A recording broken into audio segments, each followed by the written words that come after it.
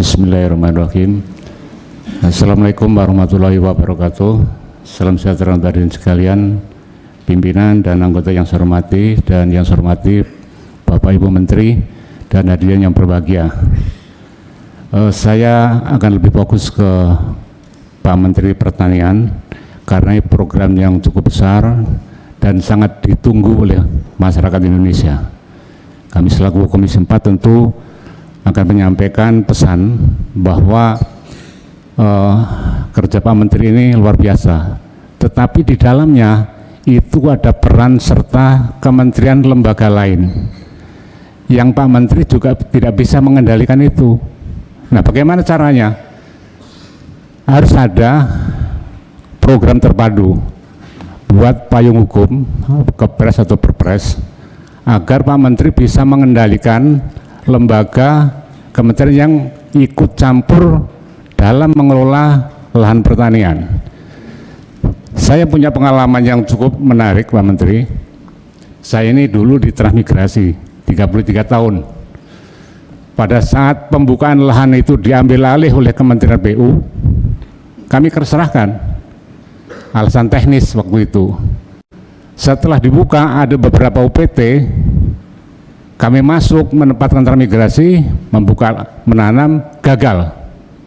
Karena tidak ada pertimbangan lanjutan, mereka tahunya hanya membersihkan lahan. Nah, ini jangan sampai kejadian. Ini di lahan kering, kemudian di lahan basah, warga sudah ditempatkan.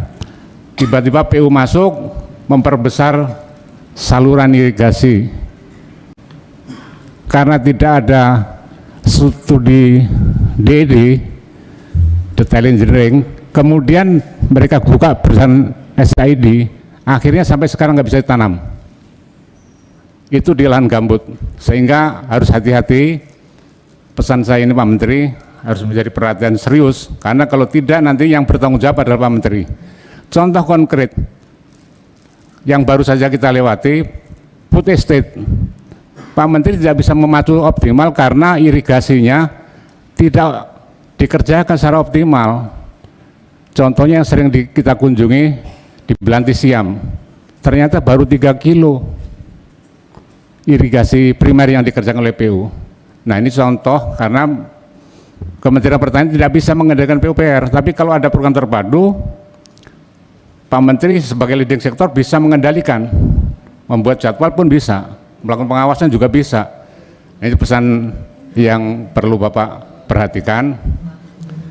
Kemudian untuk lingkungan hidup, cepat atau lambat penumpukan sampah ini pasti akan menggunung.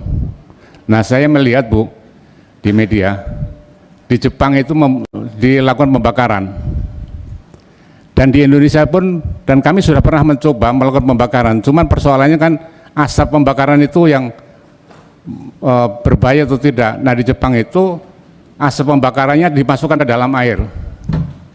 Nah, ini harapan saya dari KLHK itu membuat regulasi biar diikuti oleh daerah dengan skala yang lebih kecil, dan itu clear, tidak ada lagi penumpukan sampah. Saya kira itu Ketua yang perlu saya sampaikan. Terima kasih. Wassalamualaikum warahmatullahi wabarakatuh. Waalaikumsalam. Mbak Alin.